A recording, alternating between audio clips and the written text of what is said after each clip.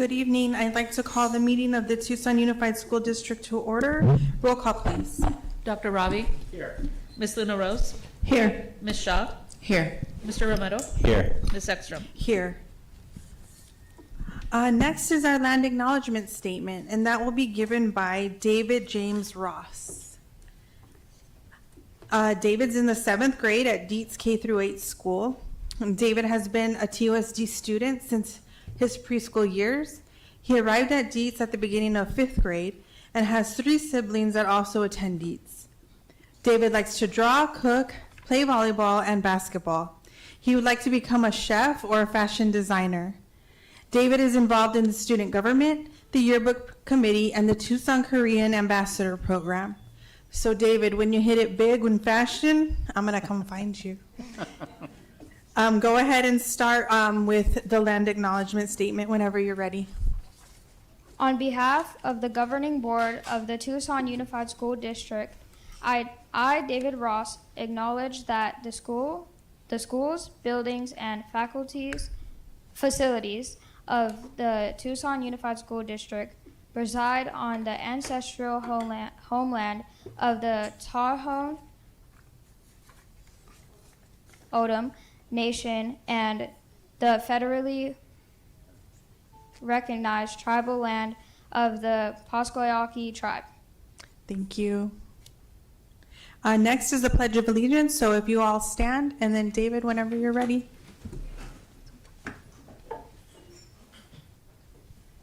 I pledge allegiance to the flag of the United States of America and to the republic for which it stands, one nation, under God, indivisible, with liberty and justice for all.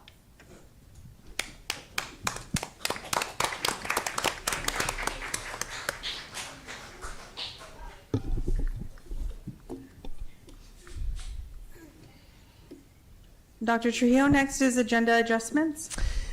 Yes, I know we have our guest presenters from Phoenix for Triadvocates, so I would like to move their item up following the consent agenda. Do we have Triadvocates here?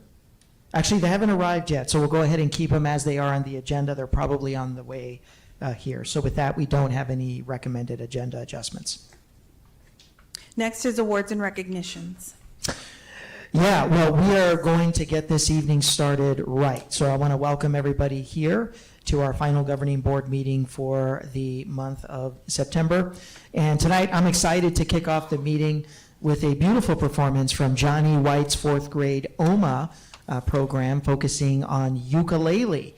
So we're proud to have the 4th grade ukulele ensemble here from Johnny White. Give them a round of applause. This student-led ukulele ensemble, they not only showcase their musical talent, but also you're going to see a program that focuses, in addition to growing musical talent, the development of public speaking, coordination, singing, and instrumental skills. Through this experience, students are gaining foundational music knowledge while also strengthening their English language arts skills through storytelling that celebrates global cultures. At the heart of this amazing work is Mrs. Chang, who joined at TUSD in 2017 after moving to the Old Pueblo from Taiwan. She started as a high school choir accompanist and is now the OMA teacher at Johnny White.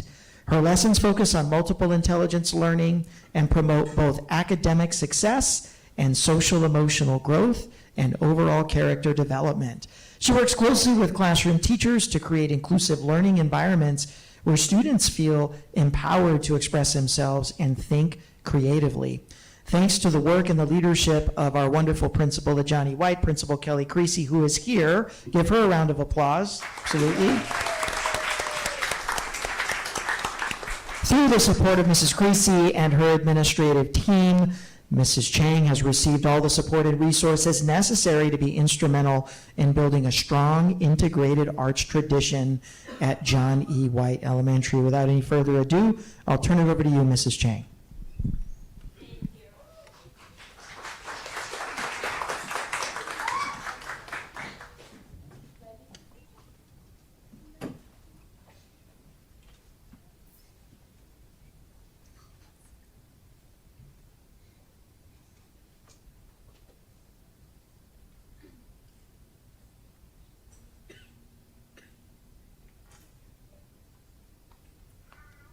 Good evening, everyone. Thank you for having us here with you tonight. We will be singing 3 songs. Our first song is This Land Is Your Land by Woody Guthrie. We hope you like it. Please enjoy.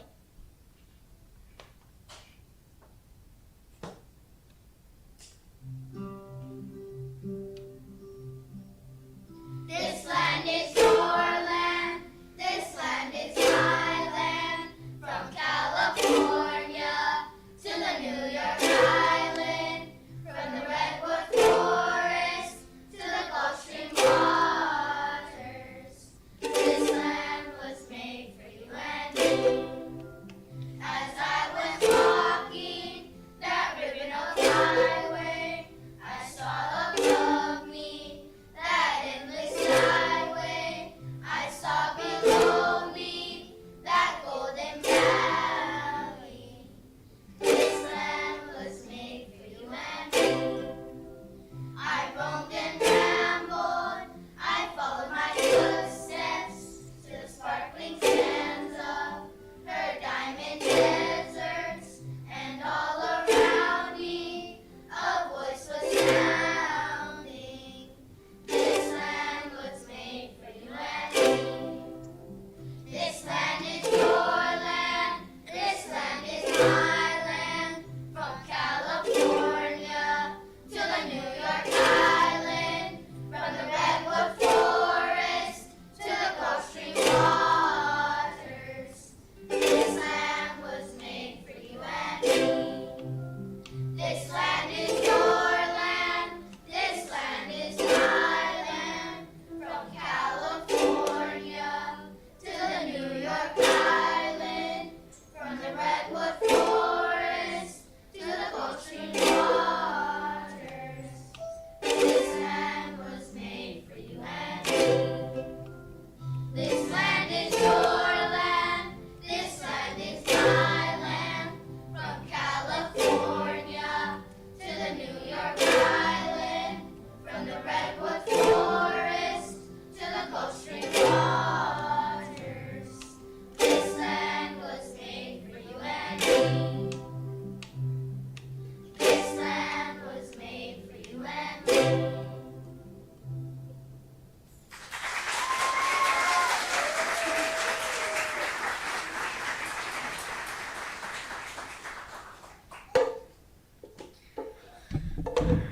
Our next song is called Hio Ipsomnia. It's often referred to as a Nevada song of happiness. In this song, we learn about Navajo and their tradition lifestyle. We hope you like this song as much as we do.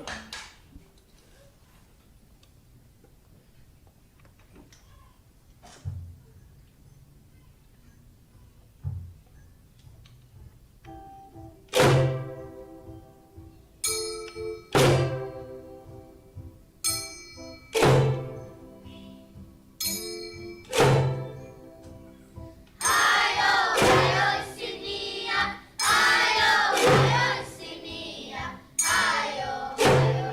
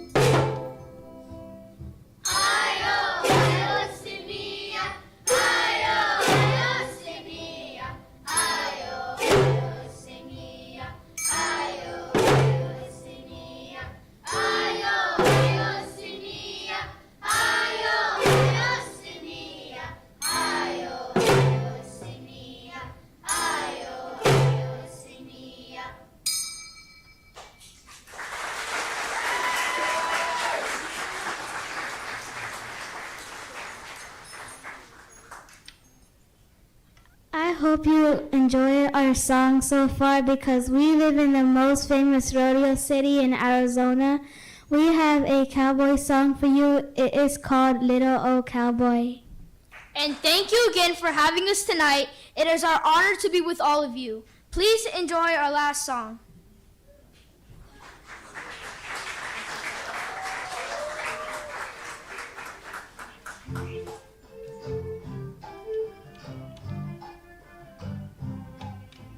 I know a little old cowboy sitting by a little old crackling campfire. I know a little old cowboy singing to the little old moon. He's singing yippee-yi-yay, yippee-yi-yo, yippee-yi-yay, yo-la-la-dee-hoo. Yippee-yi-yay, yippee-yi-yo, singing to the little old moon. Yee-haw!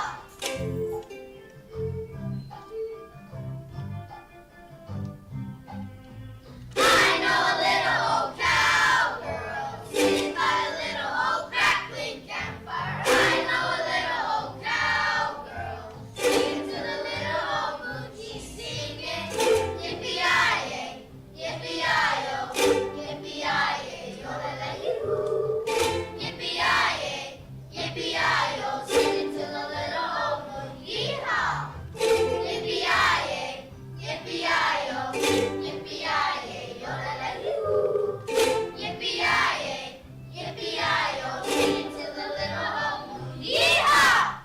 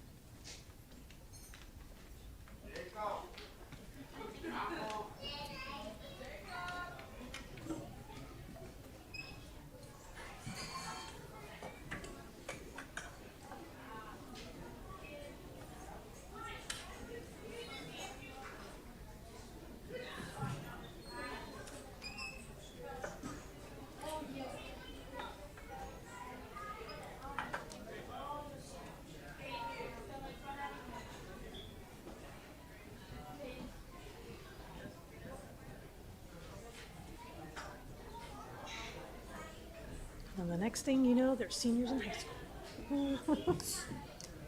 Seriously.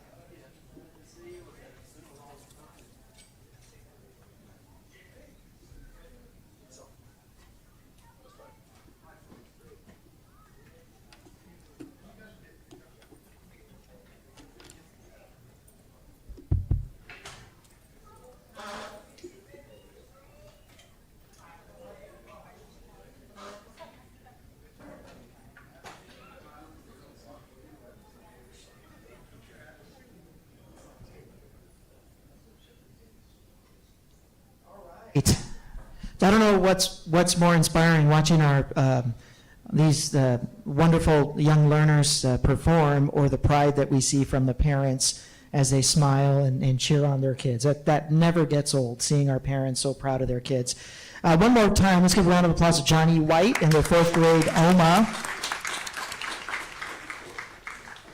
I had an opportunity last week to visit 2 of our wonderful dual language schools. An opportunity to first visit Davis Romero Bilingual Elementary Magnet and to walk around and see all the wonderful things going on there.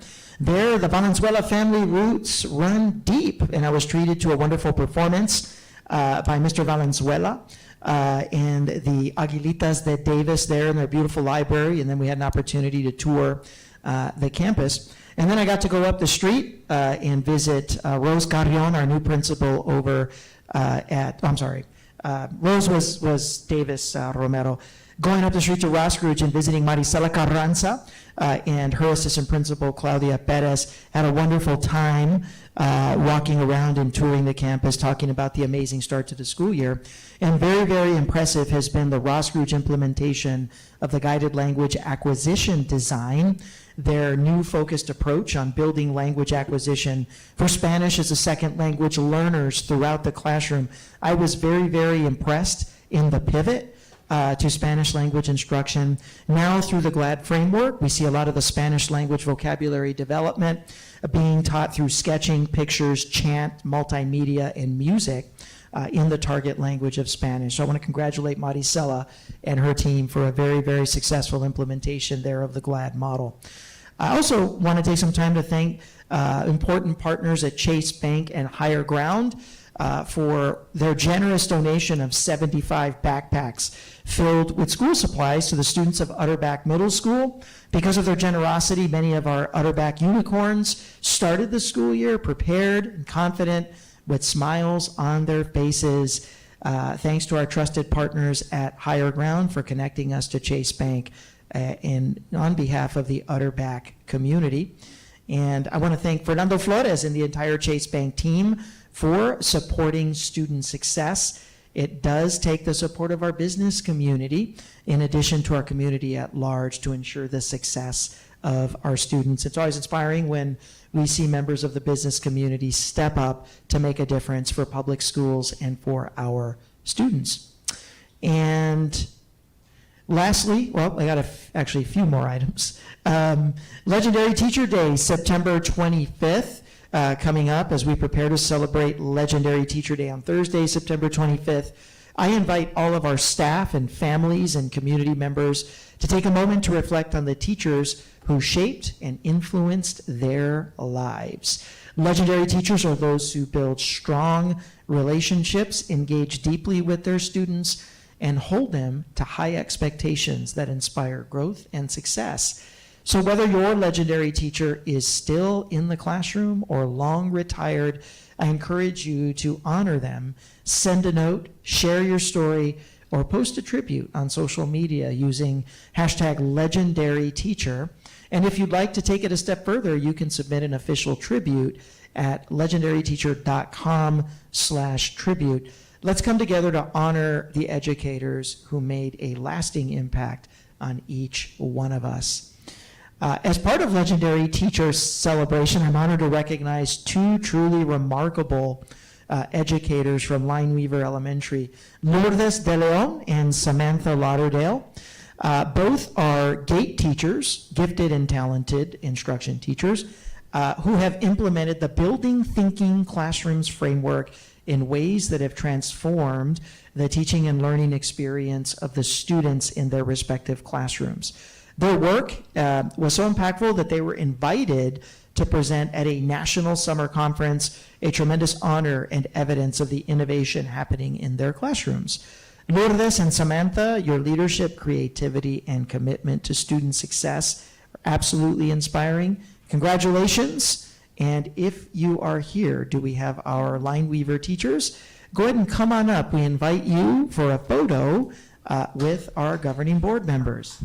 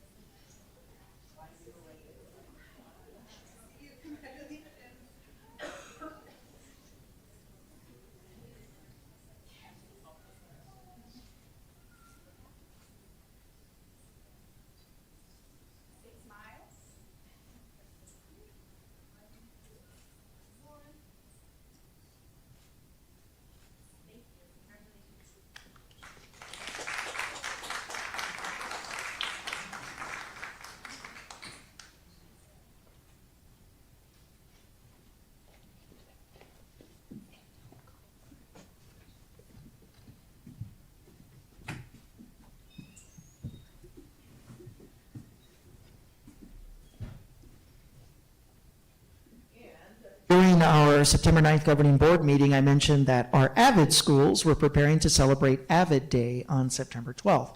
And celebrate they did. Across the district, AVID students and educators shared their AVID why by completing the prompt, because of AVID, I. They also led college and career trivia during lunch, set up photo booths, and organized fun and meaningful AVID Day activities on their campuses.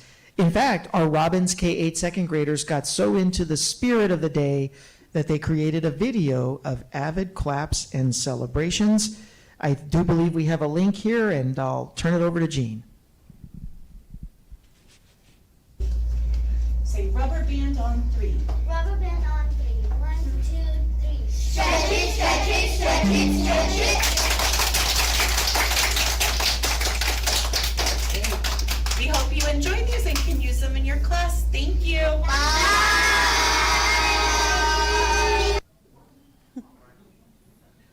This is what Ivy League University. So as we continue honoring AVID achievements, I'm proud to recognize 3 schools that have demonstrated excellence in school-wide implementation. Of course, we've got Choya and Utterback Middle School have both earned the prestigious designation of AVID School-Wide Sites of Distinction, a recognition of their commitment to college and career readiness for all students. There are not many AVID Sites of Distinction in the state of Arizona, and Choya proudly joins Utterback as being 2 here for TUSD. A recognition of the commitment that the staff has demonstrated and continues to demonstrate to the AVID framework and the opportunities it provides to students. John B. Wright Elementary School has been named an AVID National Showcase School, which is already recognized, joining Utterback, which is already recognized as a national demonstration school. So great job, J.B. Wright, and congratulations for all of our school representatives. And I believe our AVID coordinator for the district, Kathy, are you here? I believe you've got some certificates for some folks. So all of our AVID representatives, if you'd like to come on up, let's take a group photo.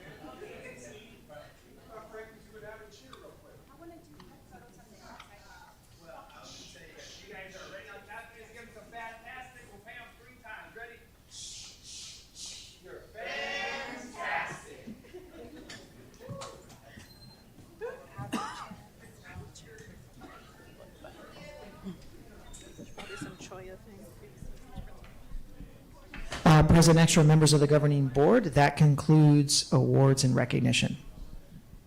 Thank you. Next is board member activity reports. Dr. Shaw. Thank you, President Ekstrom. I think I'll go first since I did not get the memo that everyone should be wearing black today up on the dais. So I had an opportunity in the last month to make 3 school visits over on the east side. I first went to Dunham Elementary School. Thank you, Principal, for the tour over there. I got to read to the first grade class, which was always a great experience. And then I went over to Collier Elementary School, and thank you, Principal Langford and CSB Osborne, who, by the way, went to school there. Her mother was a teacher there, and all of her kids went to Collier as well. So great multi-generational of commitment to the Collier Elementary School community. I got to see the butterfly unveiling for first grade and also see the sixth grade Alma project, and then went back there later on that evening for their chili night, and a lot of family members and other community members at Collier. I also went to Sabino High School, where I toured with Principal Amadan, who's also an alumni of Sabino.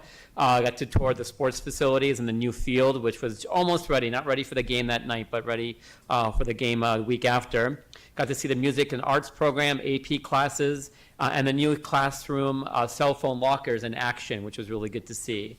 Over the last month, I also had a chance to get to Tucson High and root for the Badgers and their football team, and joined the healthcare task force for one of their meetings in the last couple of weeks to start talking more about the next process to make sure that the voice of our employees are present when it comes to any potential changes in our health insurance program. I also got to join a climate action press conference that focused on electric buses.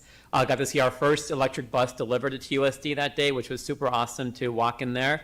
And I got to join State Senator Sundarishan, Supervisor Allen, City Council nominee Barajas, Community Organizer Bedoya, and Arizona Youth Climate Coalition lead Sangi, amongst others, for a press conference talking about the importance for the EPA not to change its rules about supporting electric buses and other climate mitigating things.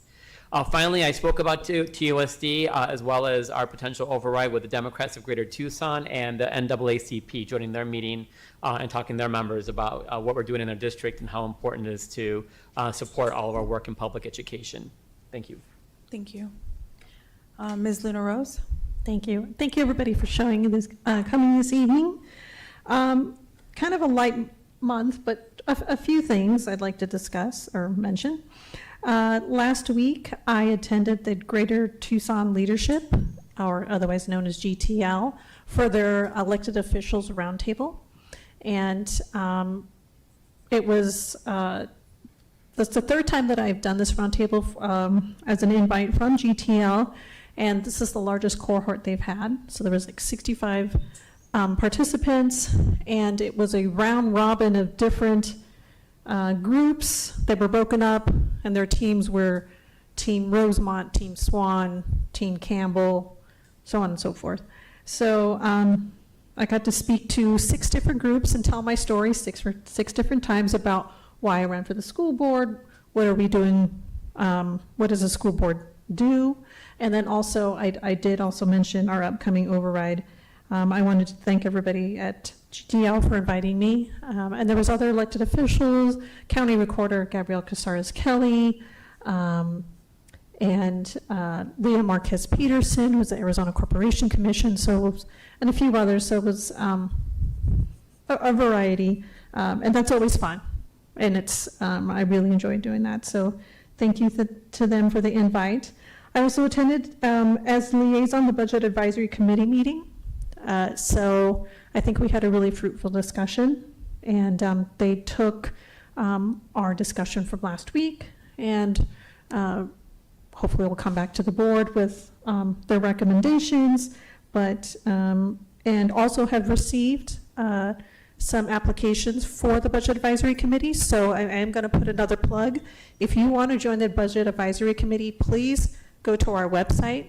We could still use a few members. We're still a few members short. We'd really love to have members from the communities, teachers, parents get involved. And lastly, as I do with every time we do school board reports or board member reports, very active as a band mom with the Rincon University Marching Band. We just had 2 home games in a row. I will say that they did play last Friday night against Palo Verde, and it was 2022 Rincon, so yay, they are now, they have won a game, so I'm very excited for them. Those kids work really hard. Dr. Trujillo came by for a little bit, as well as Superintendent Shauna Rodriguez, and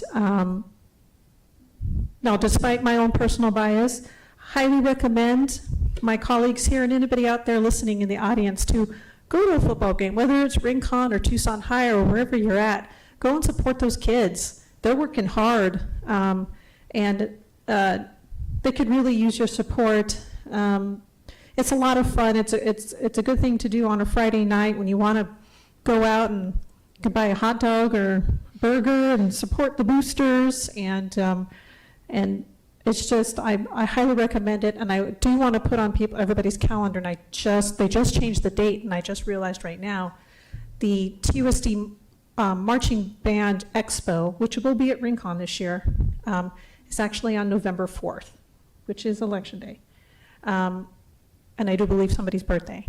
So I'm highly encourage you, if you want to see all the bands within TUSD, go to that expo. I do believe it starts at 6.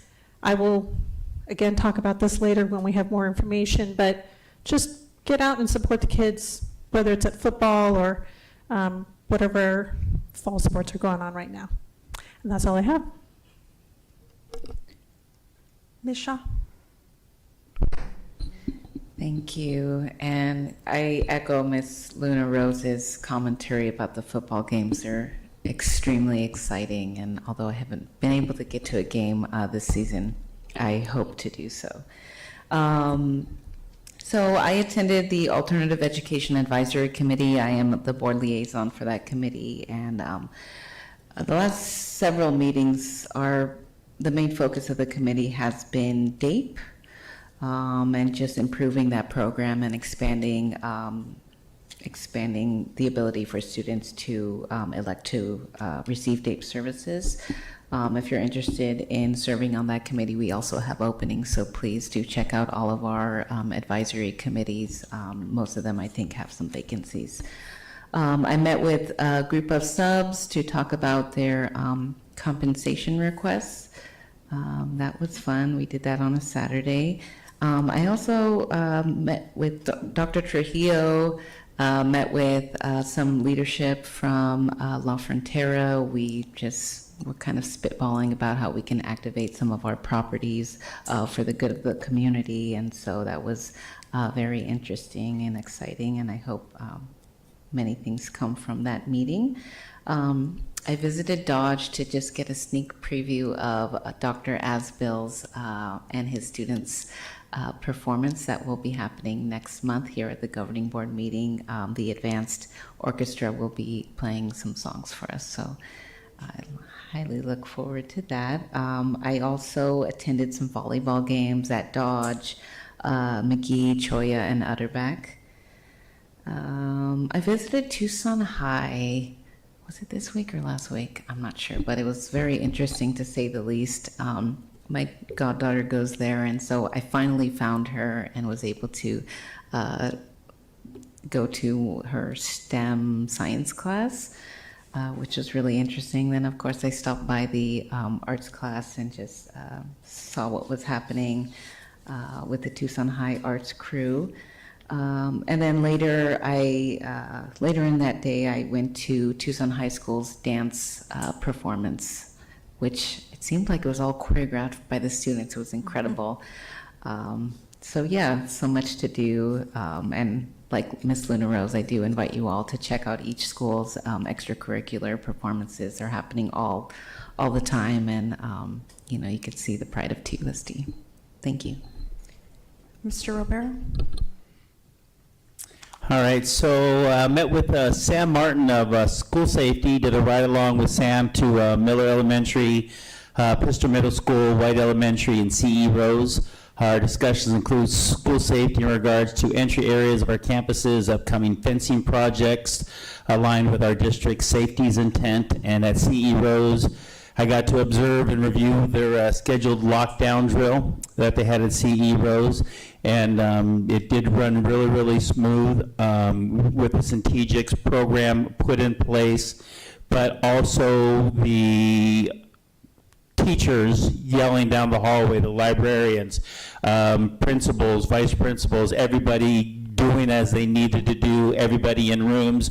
Not that we ever want this to happen in any of our schools, but to be able to practice these things in case that situation ever does happen we're taking care of these things and taking it serious. So I want to let CE Rose know they did a phenomenal job over there, and thank Sam for including me in that drill. Also met with Principal Rosemarie at Ochoa Elementary. This was my 4th visit to Ochoa. Met with Principal Tim at Fruit Tintler Elementary School, also my 4th visit, and my first invitation back to read during Love of Reading Month by a 2nd grade class. Met with Assistant Principal Dr. Camille at Tucson High, a bunch of other areas around the school that I didn't see my first visit with Mr. Lanza earlier in the month. Met with Principal Jeanette at Cragen Elementary, my 4th visit to the school, first visit with Jeanette in her new position. And I visited a 3rd grade class who was teaching Robert's Rules of Order. I know Mr. Ross would have been proud, and if any of board members need a refresher class, they're offering at 3rd grade at Cragen. Just having fun there. Stopped by Henry Elementary to say aloha to Principal Tom and see the progress on the bond fencing project around the perimeter of the school. It wasn't really a school visit, more of a job site visit, so Tom, I'll be back to do a school visit with you. Met with our technology guru, Mr. Gene Armstrong, over here for the 1010 facilities tour. Got to visit the customer service crew, the computer technicians boys club, a quick tour with Robbie Hamadi for a tour of our technology area, the cold rooms, the basement. Again, thank you very much, Gene, for giving me a wonderful tour of 1010 and a lot of the staff that doesn't get recognized, especially in our technology and our customer service, what you guys do, and then also with transportation down that customer service area. I'm so grateful that we did what we did to that area and brought everyone together. It is a very well-oiled machine, and everybody's kind of overlapped in learning all the different systems down there. Very impressed, and again, I'm very grateful for all our staff, team members that work down there that don't get the credit that they deserve. Also this past month, I started to do some market research in our community. I started with 2 non-TUSD schools to find out what other schools and school districts are doing in our community. I will be visiting more in the future. The first ones this last month were Esperero Canyon Middle School in the Catalina Foothills District and South Point Catholic High School. This ends my board report. Thank you. My report will be brief. I got to see the turf at Pueblo this weekend. My daughter is in basketball, and Pueblo hosts a bunch of tournaments, so I got to sneak off and see the turf. It looked really, really nice. So I was thankful that I got to see that. I also was able to visit Ross Scrooge K through 8. Thank you to Principal Carranza. The dual language program there is just amazing. To see kindergartners be able to write sentences and paragraphs is just out of this world. I also got to see a music class, which was really great. And then I also got to see Mr. Dale Lopez. He was subbing for a class, so that was also nice to see. It's a beautiful campus. If your family is looking for a dual language program, K through 8, look at Ross Scrooge. Next, I got to go to Choya High School. Thank you to Principal Miranda. I started my tour off on the golf cart, so that was really cool. They picked me up at the parking lot and drove me straight to the office, and I wasn't expecting that. I had a really good time on the golf cart. I did. Well, no, it wasn't a golf cart tour. I just got from my car to the office, and from there we walked. Which was something I'm very grateful that I'm able to do now. So we visited an AVID class, and they were preparing for AVID Day, making posters and just talking about why AVID's important to them.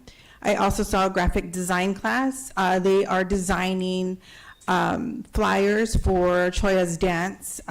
It's a New York theme, so it was great to see how different students interpret New York theme. Student council was on hand there to give their feedback, and that was really great.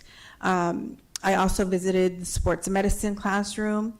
They were looking at ways to work out a specific area of the body in their sports medicine class. So that was great to see how they would figure out the exercises with what they were given.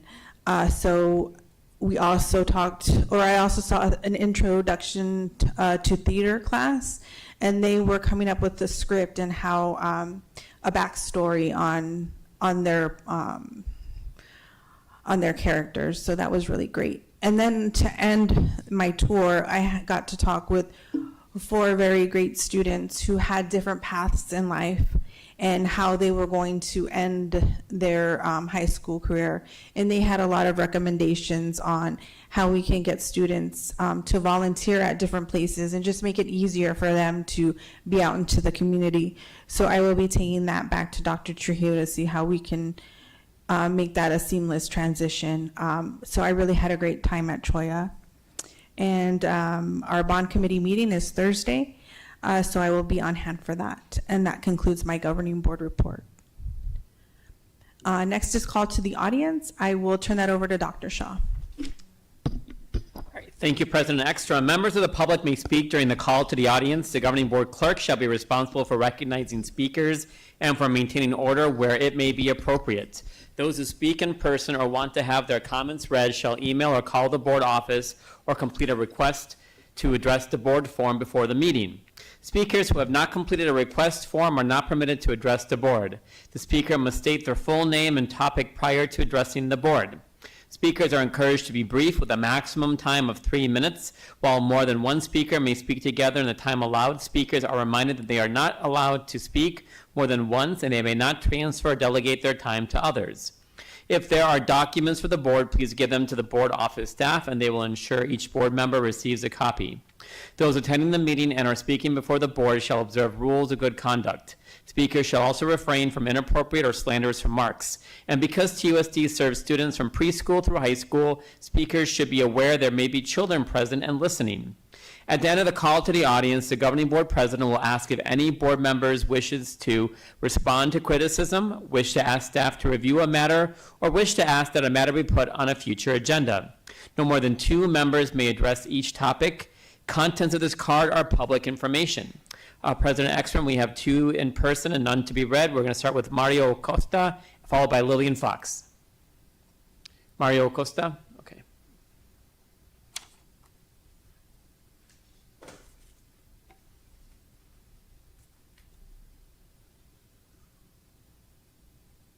Well, good evening. My name is Dr. Mario Costa. I worked for TUSD many years ago as a guidance counselor, and I'm here representing Stand for Children Arizona. I'm a fellow.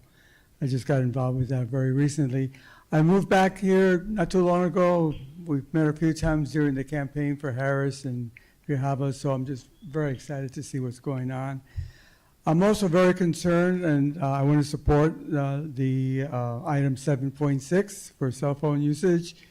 I was in Florida during the Parkland shootings, and I responded to that for several months. Let me tell you, in my career, I've never worked harder than that catastrophe. I don't know what else to describe it.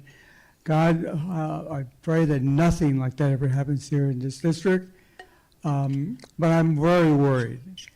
Cell phones came into the mode in 2010, 29, and the world changed. Social media, everything else changed. The parents, the community, all of us in our professions. Here's my cell phone by my side because I've got grandkids and great-grandkids, so I'm always in touch with them, right? One of the things I just want to spell out, one of the things that it has helped in a way is how, as human beings, we deal with ambiguity. As a psychologist, I use a test called the Rorschach, the famous Rorschach cards. All they're doing is trying to measure how a person, an individual, responds to ambiguity. Cell phones, in a strange way, help people manage ambiguity. Because if I don't know how a classmate is doing or a family member, I can easily pick up my phone and find out. So as this policy comes into play, I just want to applaud you because you're one of the first districts that I'm aware of throughout the country, because I just moved here from Florida, But I've lived in San Francisco. I went to school in Berkeley. That's my alma mater. So these are very, very trying times. I'm also a Vietnam veteran. That's why I'm wearing this hat. And I belong to Common Defense and Veterans for Peace. So many, many layers of our communities are dealing with what's going on outside of these walls. So ambiguity is going to be a phenomena that people are going to have to manage very differently, especially if they can't have their phone with them at their side while they're in classes. So I just want to applaud you and thank you for the courage to do what you're doing. Thanks a lot. Next, we have Lillian Fox.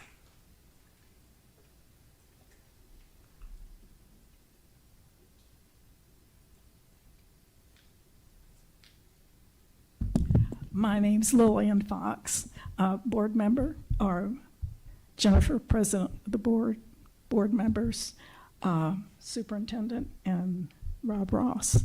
Okay, you've got one of these. It's not the boss's fault when an employee screws up. It's not the boss's fault, even if the employee screws up more than once. But if the employee keeps screwing up and the boss doesn't make any difference, then it is the boss's fault. You are the boss. You are responsible for the district. Ultimately, everything is on your shoulders. This graph shows the longer students stay in TUSD, the worse their performance gets. They don't make progress. They stay below grade level in both English language arts and math. The top of this shows our English language performance of all the school districts in Tucson. We're the next to the worst. Really bad. It's a tragedy when only 27% of our kids are proficient in English language arts and only 21% are proficient in math. That's a tragedy for their young lives.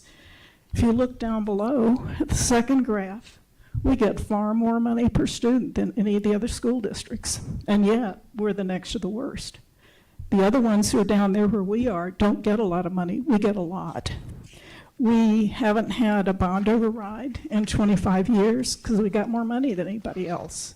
And it always gets voted down. Even when Sunnyside's got approved and other districts got approved, we did not. Now, this is the same chart you saw about English language arts performance at the top.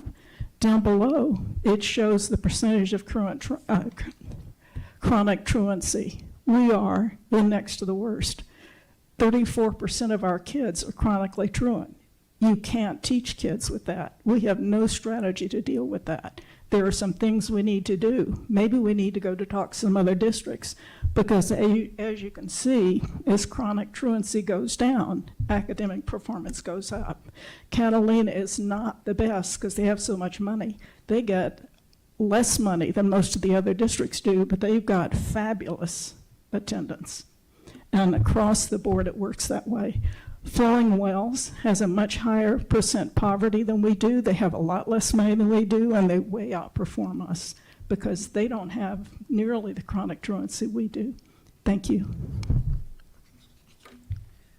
All right, President Exner, that concludes our call to the audience. Would anyone like to address any comments that were made during call to the audience? Ms. Luna Rose? Thank you. I just wanted to thank Dr. Acosta for coming. I appreciate you coming back, and hi. I know you can't see me with that. Yeah, okay. Just wanted to say thank you, and seemingly since you just moved back to Tucson and already getting involved and coming to speaking to the school board of the district you used to work at, I appreciate your words and your sentiment. Doesn't go unnoticed, and also has been echoed by others. So, thank you. Great, thank you. That concludes the call to the audience. Next is our consent agenda. Item 6.2 and 6.3, Dr. Trujillo. Next, from members of the board, we have two items for consideration and consent. We'd like to recommend the passage, item 6.2, 6.3 as arranged. I'll move the item. I'll second. The item has been moved by myself and seconded by Ms. Luna Rose. All those in favor say aye. Aye. Aye. Those opposed, motion carries. I believe, Dr. Trujillo, that Tri-Advocates is here. Should we move up that item? Yeah, if our guests Phoenix have made it, I would like to request that the governing board go ahead and move that item up right now, if possible. Okay. Item 9.1 is legislative session overview and 2026 forecast. All right. Well, I'd like to welcome our team from Tri-Advocates, John Kelly, Roxana Pitones. They represent us down there at the Capitol, do a wonderful job sifting through a myriad of educational bills and proposals and conversations and challenges. So consistent with what we do every year, they'll give you a brief wrap-up of the legislative session that was and what the predicted hot topics are going to be in 26. Mr. Kelly, Ms. Pitones, welcome. Thank you, Dr. Trujillo, Madam Chairman, members of the board. Once again, as representing our firm Tri-Advocates, who has been your representatives at the legislature for the last 10 plus years, we're very grateful for the opportunity to have a conversation with you to share sort of what we felt were the highlights of the legislative session from the past year, most significant of that it ended. We have some predictions, perhaps, although we always say our crystal ball is cracked and foggy, especially in September, prior to an election year, even more so, and talk a little bit about the political landscape and some of the big decisions that we think are going to be coming up. And we are certainly open to all of your feedback and suggestions and ideas, as we have been in the past. We are certainly aware, as we listen to the conversation of your governing board, we track your different meetings, of the concerns of your community. We take those concerns to heart when we meet with your legislators, whether they're the Pima County legislators or legislative leadership. We enjoy a tremendous relationship with your staff, who have been incredibly informative about things that Tucson Unified is doing well, things it needs help with. I'll give you an example of that later in our presentation. I am so grateful to the staff for their willingness to work so closely with us, because it makes it so much easier to work behind the scenes. A lot of the work we do is not spectacular. It's not headline grabbing. We really don't want to be in the headlines, because it's really about the service that's delivered to the kids and families in Tucson Unified, and making sure the legislature is aware of what you need and how we can help. So together, Roxana and I are going to walk through a little bit of the background of what happened this past year since the last time we were all together, and then we'll start looking ahead going forward. Chair Ekstrom and members, just briefly, our session this year, as it's been in the past couple of years, has lasted a little bit longer than what John and I are historically used to. This year's session wrapped up in late June. Our general effective date for the 200 or so measures that actually got enacted into law is next Friday, September 26th. Every year, like as John mentioned, we go through the 1,700 or so measures that are introduced and review them, and work with your staff to flag any issues that might be of interest to TUSD and engage appropriately. Just as a reminder, here is our sort of legislative breakdown on a partisan scale. Obviously, you have a divided government, and that's changed sort of how things operate at the Capitol. There is a lot to say for partisanship, and certainly that definitely gets the lion's share of the press, but divided government has forced some compromise, and the majority of the work that we do has bipartisan support, and we see that compromise even more so, that forced compromise even more so during the annual budget adoption process. Here is sort of a breakdown of what this year's spending package looks like.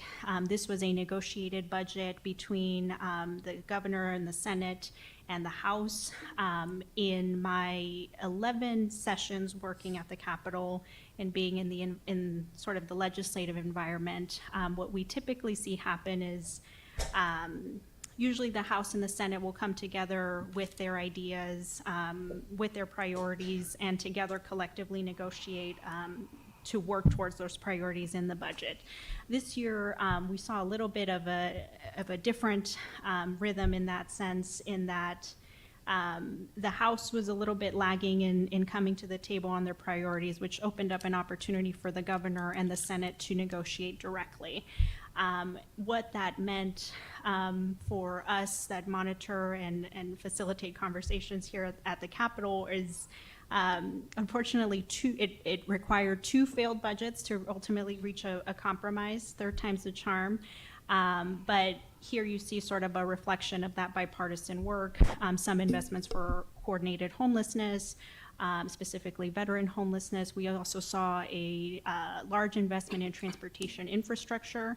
That is also a reflection of sort of what we've called the Oprah budgeting style, in which, again, also a reflection of divided government. In order to get that necessary 31 votes in the House, 16 in the Senate, a strategy that's been implemented is giving lawmakers individual pots of money in return for their vote on a budget, which has resulted in large investments in transportation projects across the state. On the K-12 side, we did see some wins for K-12 in the sense of a 2-year exemption to the aggregate expenditure limit, giving school districts authority to spend money that is allocated for them. There was hope for a long-term solution on the aggregate expenditure limit that might have been paired with Prop 123. John will talk about Prop 123 a little bit further down the line, but for the time being, for the next 2 years, schools are waived from that limit.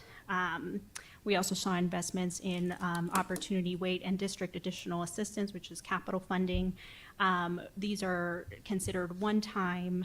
The state budgets in 3-year windows, and for the purpose of making the FY26 budget balance out, those 2 appropriations had to be made one time with the intent that they are made ongoing in 2 fiscal years from now. There was also some investment for school meal grant programs. This was an item that Representative Nancy Gutierrez was very involved in bringing this to the budget. Specifically, this eliminates the copay for reduced price lunch for students. Can you grab my notes on the bottom there? Thank you.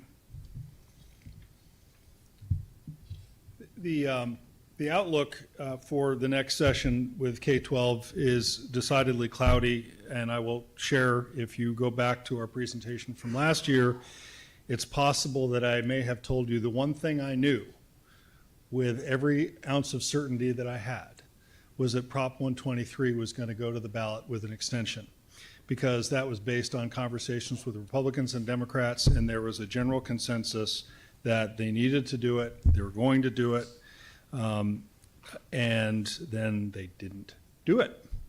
And there are a couple of reasons for that, one of which is that under the current Prop 123, the funding that goes to schools from 123, if it didn't get extended, was going to come out of the budget. So they already knew that there was a backstop. Now, it's $300 million that comes out of the state budget that could be used for other priorities, including more for K-12 education, but at least there was some degree of backstop. Then there were some issues as to whether the 123 money should be used for just for teacher salaries, for salaries of teachers and other staff, or if it should be used for teachers, staff, other things, and ESAs, because I think there's a consensus that there has been so much money spent on ESAs that was not originally projected, that program is causing some issues for the budget stability. So all those issues combined, plus the typical personality issues that occur in any legislative session, to make that consensus decision to go send something to the ballot impossible. So are they going to try again? Yeah, they're going to try again, but nobody's talking as much about it this year as they were last year. So I anticipate that will be on the list, but we're not quite sure exactly where that's going to go. The other kinds of issues, we've got some changes in leadership in the Senate. The Senate Majority Leader is now John Kavanaugh from the Fountain Hills area. His move up to that position created an opening for the Senate Appropriations Chairman, and that was filled by David Farnsworth, who was the Senate Education Chairman. So now the new Senate Education Chairman is Senator Hildy Angus from the Kingman area. She doesn't have a background in education. There are other members of the committee that do, so we'll be interested to see her take on it, but that will be definitely a change. And then I did want to mention that I think one of the highlights of our session was having Dr. Trujillo come visit with a number of members of the legislature. He's always such an effective advocate for the district, made a great impression on every legislator we met with, in particular in talking about the cell phone policy issue, which I know is top of mind to you tonight, issues relating to exceptional ed and the challenges facing the district in that area. And I think he really drove the point home, and it gives us a foundation, again, to continue to have conversations on the issues are complex enough, but the solutions are even more complex, and that was very, very helpful. I also wanted to point out that at one point in time, there was legislation that did pass that was intended to make sure that school meals were healthier, and it was restricting the dyes and some of the chemicals that would be available. We worked with your school nutrition director, who gave us great information about the vendors that you all work with and the progress you're making. The very next day, Representative Gutierrez, who convenes a stakeholder group of education stakeholders on a regular basis, they were talking about the bill. We were able to share the information. It led to some bipartisan changes in the bill that made it conform to what Tucson was doing. So again, the timing and quality of that information we get from the district ends up in the right hands in the right way at the right time. And so we're very grateful, and we think that made a big difference. I can't talk about what's going to happen without also reflecting back a little bit about the challenges at Isaac Elementary School District and the fiscal challenges there, and that will continue to be a part of the discussion as to whether districts and governing boards are doing the right fiduciary responsibility to make sure their districts are in good health. There are chronic absenteeism issues throughout the state. There are declines in enrollment across the state. And so I think that's going to be a continuing challenge that we're going to have to be dealing with and talking about. So we also have some interesting conversations coming up with the state board relating to the A through F system. There's discussions about whether we need to tweak that. There's always a balance between the growth and achievement parts of that, and I think both are considered very important, but there's some statistical anomalies that happen when you try to convert all those indicators into an A, B, C, D, or F. And I think that's going to be talked about. But there's also, at the same time, talk about this statewide assessment that's used primarily to build that A through F formula. The current contract for that is expiring in about a year and a half. And so they're starting the process now of designing what the new exam will look like. And so the state board has had some retreat conversations, including trying to make sure that there's some maybe statewide access to formative assessments that are aligned with the summative assessments to help make sure that's a better tool for districts to use. So we, again, are working very closely with your folks to be a part of those conversations. What else do we have? So talk about A through F, and then I think that's where we go to you. I think just piggybacking off of some of the discussions around the Isaac Elementary School District, just in light of enrollment declines and communities responding to that, there have been some bubbling conversations on the use of school district vacant space. And for example, in the Valley, we've seen some scenarios where perhaps excess land is being used for affordable housing or school or childcare facilities. I think on the other end of that, there's also sort of a push for what is being called like greater oversight of vacant space, and that would be sort of essentially making school space available to either charter schools or micro schools or other school choice opportunities. And so that's something that we're definitely keeping an eye on, and you know, understanding that there are instances where there might be complementary uses to school district space, like childcare facilities or adult education programs, things like that. Housing, of course. So that's definitely a conversation that's happening. sort of behind the scenes and as we head into the next session. The other piece that has sort of bubbled up just in the last few weeks is the topic of school safety, more specifically deriving from an instance in the school in the Valley where a student was stabbed. Sort of those conversations are bubbling up again, not so much on physical barriers or school safety, but more on the school safety data and counselor to student ratio type things. Lastly, the ESA school voucher program is always kind of a political minefield. Obviously, you know, it's an interesting dynamic at the legislature. The governor this year proposed to set income limits for eligibility of the program. That was a non-starter at the legislature. As we head into November 26th, that's certainly an item that is dictating or maybe kind of dominating how the superintendent of public instruction's race is shaping out. So the broader outlook for next year has a lot to do with the money, and I think there's a lot of consensus. There are fiscal headwinds coming that we don't know how difficult it's going to be. They haven't shown up in the revenue numbers yet for the first month of the fiscal year, but given the impacts of H.R. 1, given a lot of other fiscal impacts from job creation and economic investment, we're concerned that the state budget is going to be facing some challenges this year. So the governor has guided the agencies to be very, very conservative in what they ask for, and hopefully that the typical thing is that they forecast low and hopefully it outperforms, but it's impossible to say right now. I'll let you talk about housing. So housing, just in a broader, you know, sphere outside of K-12, housing remains to be sort of a top of mind issue for both Arizonans and elected officials at the state level. The legislature has, over the past few years, sort of grappled with how to address the affordable housing crisis, from, you know, considering preemption to local zoning to increasing gap financing to make these affordable housing developments possible. The focus in 25 was really to continue the agency that oversees housing, the Department of Housing, for 2 more years. As I'd mentioned before, there was some funding for homelessness, but we presume that that will continue to be an issue that the legislature grapples with. On water, Arizona is one of, you know, the 7 basin states that is negotiating with the other basin states for how to divvy up the share of Colorado River water.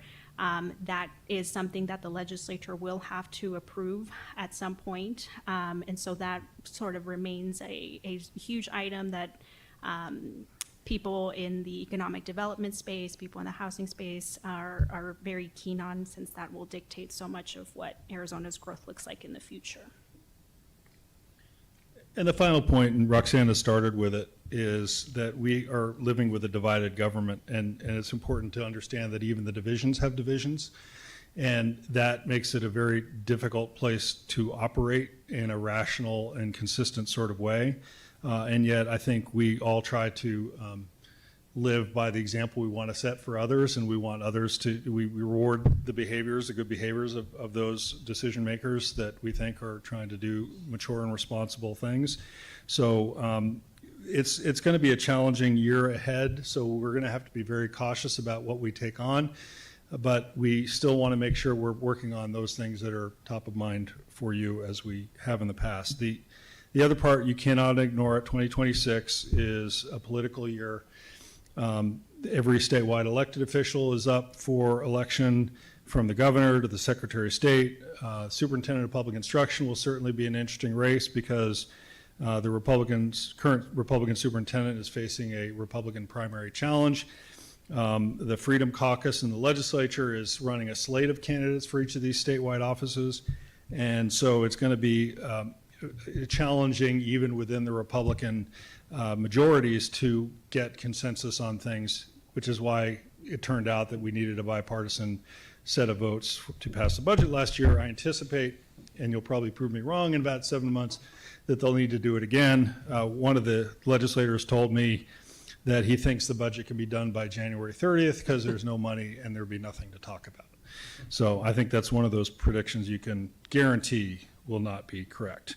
But every lawmaker is up for re-election. Two significant ones have announced retirement. Senator Vince Leach, with whom we've worked a lot over the years, and Senator Mitzi Epstein. So you generally will see about a 30 to 40% turnover, maybe even higher this time around. So the show continues, the show goes on, and we're happy to answer any questions you may have. Any questions for tri-advocates? Mr. Romero? So just kind of touching back, 2026 K through 12 outlook. You had touched on school safety. Are there discussions of what the future of school safety looks like in a AI drone society? I've been getting a few emails. I'm just kind of curious if there's topics and conversations. Madam Chair, Member Romero, I'm not aware of any discussions like that, so I'd be fascinated about that. The traditional conversation is always about hardware versus manpower and what kind of manpower, whether it's counselors or security officials. I know the governor has convened an AI steering committee to try to take a very holistic view of the role of AI to promote literacy around AI, so we're responding to the real concerns and issues and problems and maybe not making things up. But I'm not sure how AI relates specifically to a school safety environment, so I'd be happy to be educated. No, I'm just wondering, like I said, I've had random things and just topics of conversation people have asked. Again, I have not heard anything. I just saw this here, so I just didn't know if there was some futuristic things that they're having discussions about school safety. Madam Chair, there's discussions about more advanced mobility, aviation mobility, so personal aircraft. There was a bill passed to promote that, so maybe there's some connection, but not on that particular issue. Thank you. Yes, Ms. Luna Rose. Thank you. Thank you for driving down and the presentation. So my question is concerning the aggregate expenditure limit. I see that it's waived for 26 and 27, but what does the future look like beyond that? Because we're almost in 26. So I'd like to hear from you and what you think and what you've heard. Certainly we'd wish we were in a place where we could say, that won't be used as a political football in the future. We understand that it was a part of the conversation on Prop 123 to make it a permanent AEL fix, so to speak. With Prop 123 negotiations kind of stalling, that ultimately did not come to fruition. We just spoke to a stakeholder in the education space just this week who said, we're still asking for a permanent fix and would like to see that happen, but the future is really murky on that, in that unfortunately school accountability, and especially as it comes to school finance, has become, there is a greater magnifying glass on it right now, and so extending things like AEL permanently just becomes more politically challenging. So I'm assuming that's going to maybe something we'll see for the 2028 election, being used as some sort of leverage. Madam Chair, Representative Luna Rose, we expect the governor will continue to support extensions or waiving that in the future, but it'll be played out as part of a deal, a larger deal. So yes, it'll continue to be an issue. It is one of those issues that has unified from a stakeholder perspective, the education community, the business community, the philanthropic community, as a completely unnecessary guardrail that doesn't need to be in place anymore. There are certainly issues because it only extends to traditional districts, not the charter districts. So there's a lot of reasons to get rid of it, but the consensus just hasn't been reached yet. But it's definitely always at the top 1, 2, or 3 on that list, and that list gets juggled a bit. Okay, thank you. Any other questions? Thank you.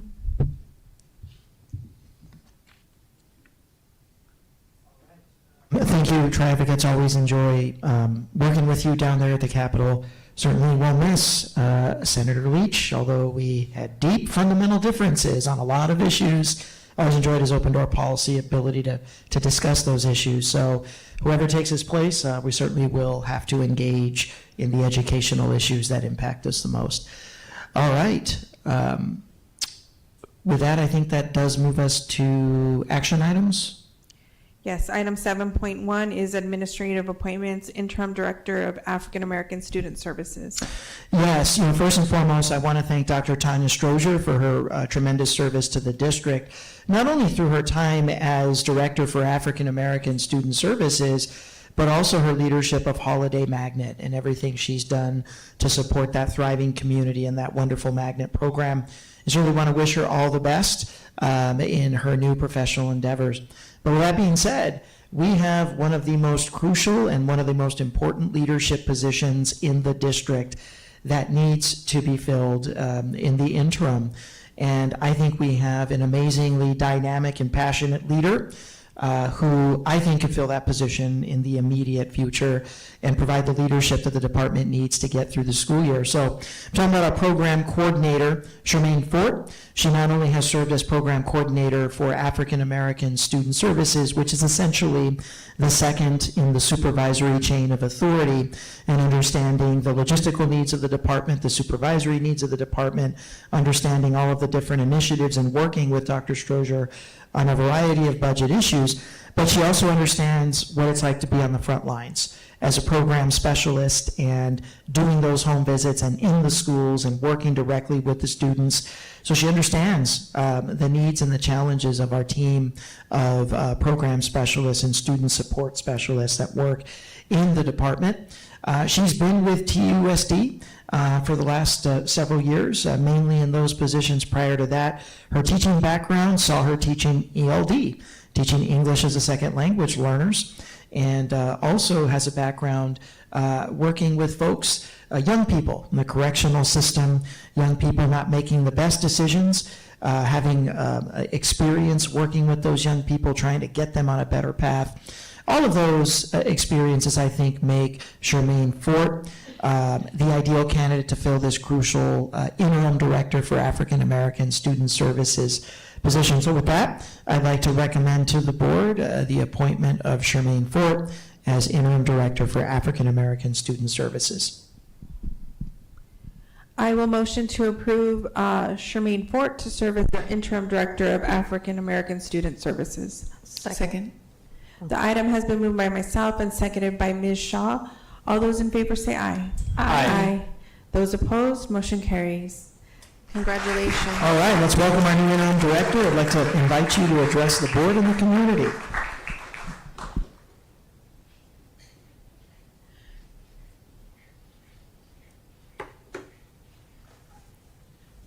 Good afternoon to the board president, the members of the board, to our superintendent, Dr. Gabriel Trujillo. I am super excited about this opportunity.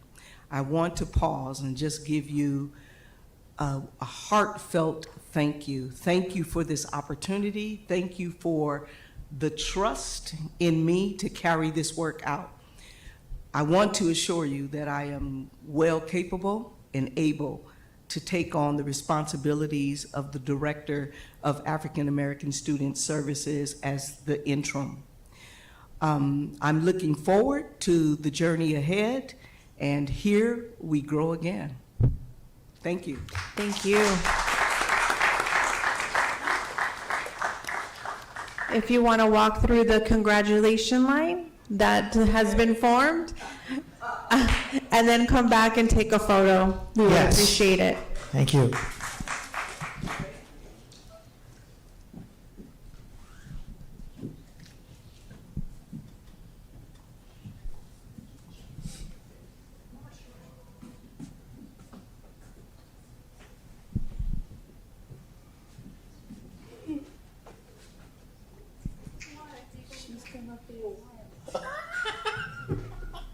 What's the rush?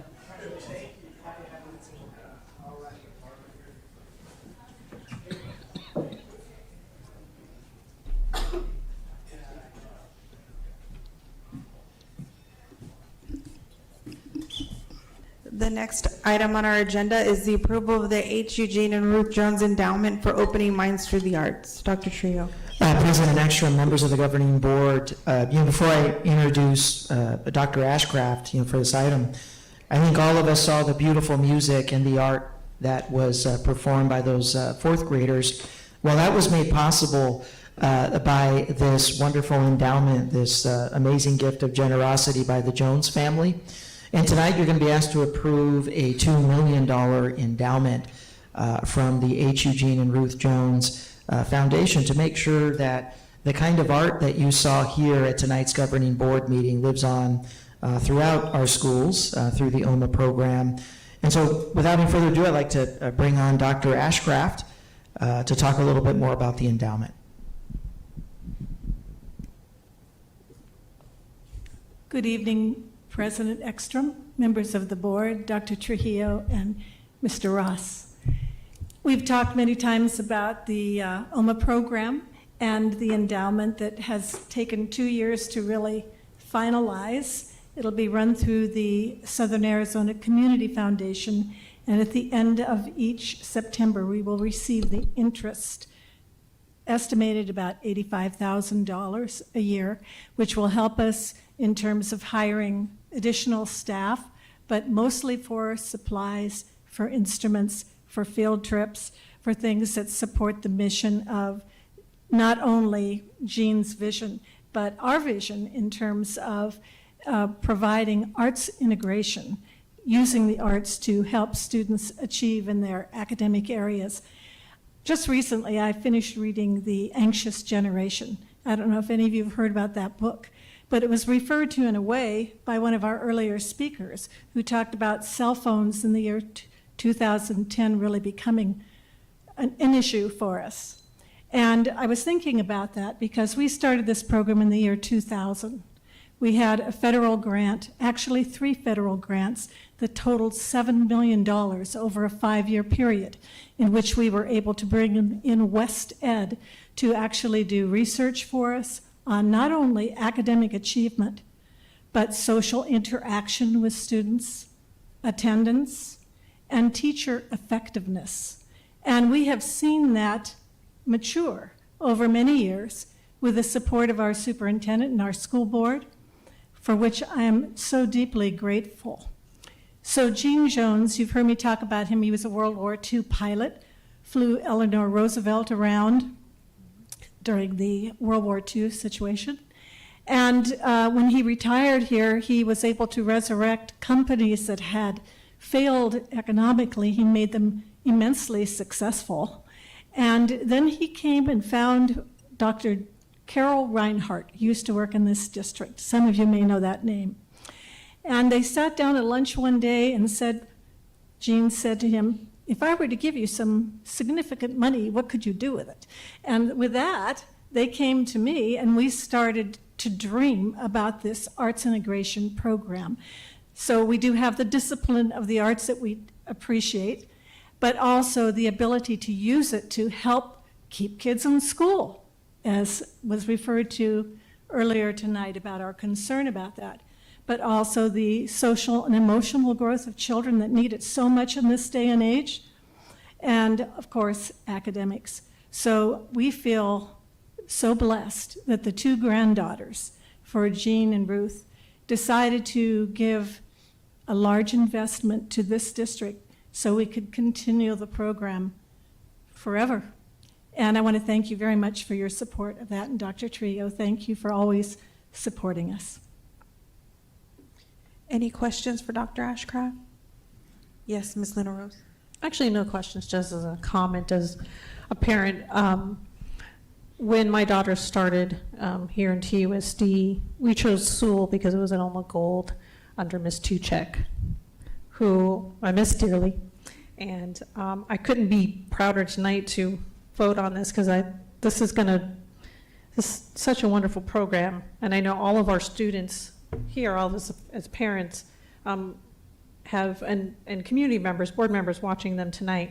I can't say enough about how wonderful this is, and thank you to the Jones family for their gracious donation and wanting to see their legacy live on through the arts. Thank you. And I just want to comment too, I can't help but comment because my daughter knows how to play the violin. She's learning trumpet this year and of course the recorder. And it's one of the reasons why we chose the school that we chose. And Mrs. Fields and Mr. Floyd are just amazing. And to see other students be excited about choosing an instrument in the 5th grade, it's really great to see. Everyone is really happy and they get to go and look at different instruments to see which one they like the best. But to hear her say, Mom, I'm excited for, OMA today, I get to play the trumpet.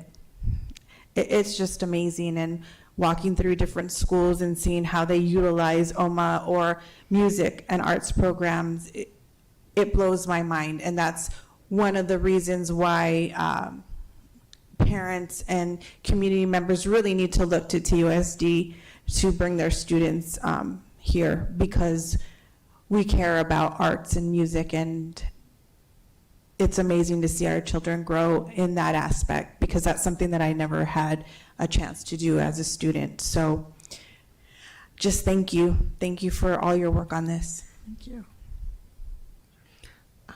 Ms. Ekstrom, I would like to move the item. I'll second. The item has been moved by Ms. Luna Rose and seconded by Dr. Shaw. All those in favor say aye. Aye. Those opposed, motion carries. Thank you. And thank you, governing board. I think tonight's action really makes sure that OMA will live on regardless of the difficulty of any financial situations that we may face as a district, thanks to the generosity of the Jones family once again. Next up, I'll invite Maricela. I know the next couple of items do involve the extension of agreements, items 7.3 and 7.4. So I'll have Maricela address any questions. Thank you, President Ekstrom, governing board members. We are asking for an extension of the agreement as we continue to work through negotiations. This is for TEA consensus agreement and TEA white collar food service. I'll move the item. I'll second. The item has been moved by Ms. Luna Rose and seconded by Dr. Shaw. All those in favor say aye. Aye. Aye. Those opposed, motion carries. The next item is TEA white collar and food service agreement. I'll move the item. Second. The item has been moved by Dr. Shaw and seconded by Ms. Shaw. All those in favor say aye. Aye. Those opposed, motion carries. Thank you. Thank you all. Next is item 7.5, Governing Board Policy IJNDB, the use of technology resources in instruction. Dr. Trujillo. I'll turn it over to our Associate General Counsel, Mr. Aronoff, for the next two items, which will be dealing with second read policies. Thank you, and good evening. These two policies sort of go hand in hand. They are back both on a second read before you. The impetus for these policies, as they go hand in hand, they both come from state legislation that goes into effect in 10 days, September 26th. So we're getting out ahead of it a little bit. The reality is neither of these changes are monumental changes for us, but in order to keep up with the requirements of the legislation, we're adding this language to the policy. So for policy IJNDB, the language you're going to see has to do with the student access to social media platforms. The legislation requires us to have this limitation on access to social media platforms in schools unless it is authorized by the student's teacher where necessary for educational purposes. And we've defined social media platforms in the policy using the same language that the legislature used in their bill. So again, this is here for a second read. Oh, there was one comment posted that we included in the BAI materials.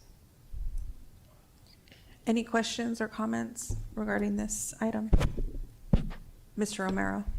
So, quick question. One of the things that mentioned in here was, sorry about that, monitoring student online activities, and it just says the protective measures shall also include monitoring the online activity of students. Is this just monitored here within our district, or are outsourced sources getting that information? Are you looking at the existing language? It should be, I think mine says a clean copy. Clean copy? The third one? So that, I think what you're referring to is language. Page 2 at the end. That's already existing in the policy. And in terms of our monitoring, and Mr. Hamadi is here, correct me if I'm wrong, but we only have the capacity to monitor what is happening on our district devices and using our district internet. We can't really monitor what happens outside of the district. Are you talking about what we're sharing outside right. of the district? I guess, Mr. Hamadi, you want to talk about what we share with outside?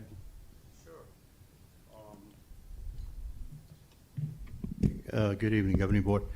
The monitoring of activities is via traffic of the network. So if they send us an email, or we share information with them, or they share information with us, that can be monitored. But like, for example, if we had an email from Pima Community College, right? Yeah, that can be monitored and blocked if there are some issues that we don't want to see, but we don't monitor what goes on within the organization, if that's your question.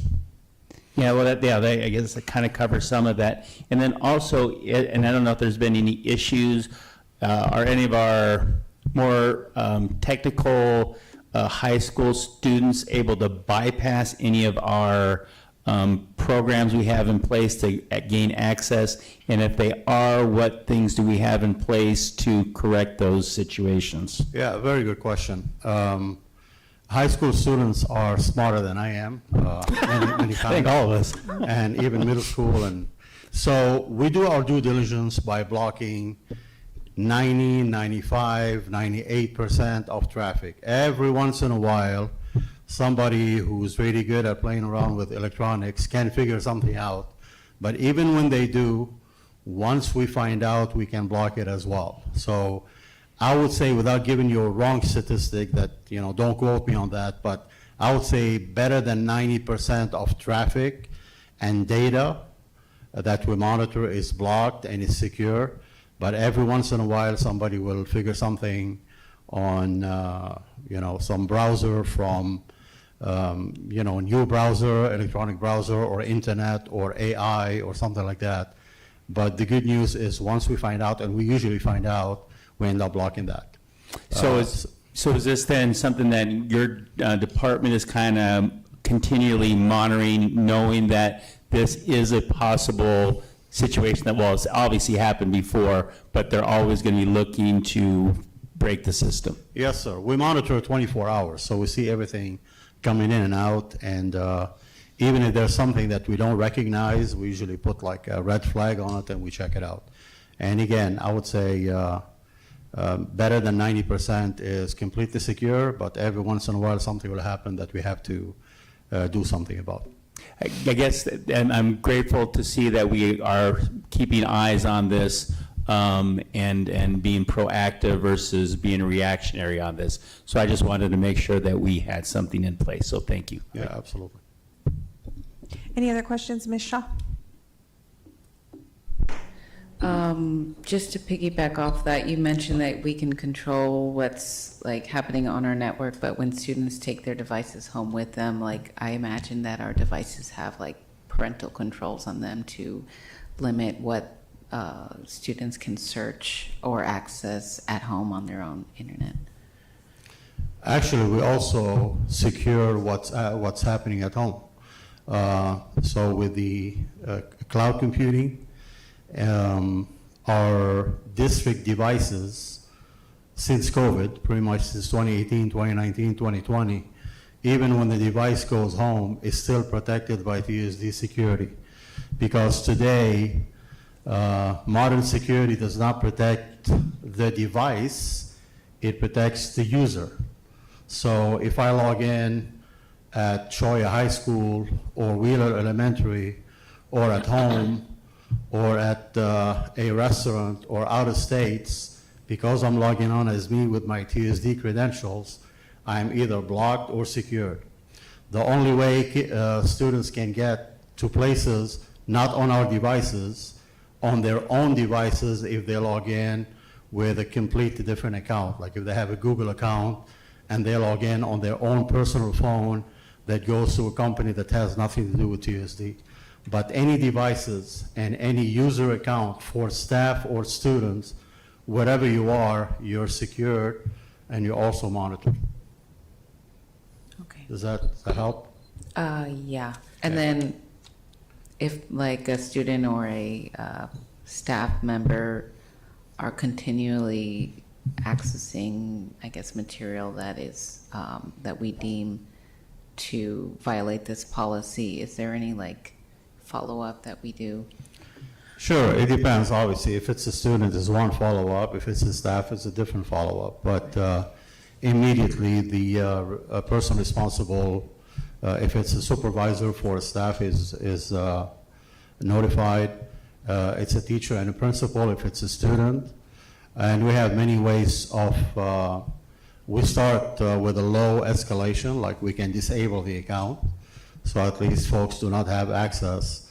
But if that becomes like a repeat offense, then we can escalate by having the account permanently disabled, and that may result in disciplinary action, as a matter of fact. That is beyond technology, but we'll provide all the information for the teacher, the principal, and or the supervisor if it's staff. Okay, thank you. Any other questions? I will move the item. I'll second. The item has been moved by myself and seconded by Dr. Shaw. All those in favor say aye. Aye. Aye. Those opposed, motion carries. Next item is Governing Board Policy JICJ, the use of cell phones and other electronic devices, the second read. Mr. Aronoff. Hello again. As I said, this goes hand in hand with the previous policy. It's based on the same new legislation. We had to separate them out because one touched on policy that really fit better into IJNDB. This touched on cell phone policy, which fit better into JICJ. What the legislation says is that we have to restrict the use of phones in schools during educational time with three key exceptions. One is where there is a medical need by the student to be able to use their phone. You can imagine a situation where a student who has diabetes has an app or something where they need to monitor. There's a variety of circumstances where that might come up. The other exception, or the second exception, is where there is an emergency. And the third exception is where the teacher permits it, and again, for some educational purpose. Based on the board's action at the first read, we also brought in additional sort of circumstances that were outlined previously in JICJ-R, the regulation. So you see that the sort of list of bullet points of when cell phones may be used in schools, where they may not be used in schools. These were already effectively in place, and so now are before the board as a sort of elaboration on what's permitted and what's not permitted in alignment with the new legislation. So this is again before you for a second read today. Any questions, Mr. Romero? So, quick question. If this gets passed, how quickly would this get implemented? It's already effectively being implemented. We trained administrators on, we had updated the regulation to comply with the new law and clarify things over the summer. And because we wanted there to be smooth continuity, and because none of the changes in the law are really earth-shattering changes for us. We're updating the policy language to make sure that it's really clear we're in compliance with the legislation, but this is all pretty consistent with what we have been doing. So we trained administrators on it over the summer. They're already communicating with families and have been since the beginning of this year. So this isn't gonna require any real rollout. It's already happened. Fantastic, thank you. Any other questions? I'd like to move the item. I'll second. The item has been moved by Ms. Luna Rose and seconded by Dr. Shaw. All those in favor say aye. Aye. Those opposed, motion carries. Thank you so Thank you. much.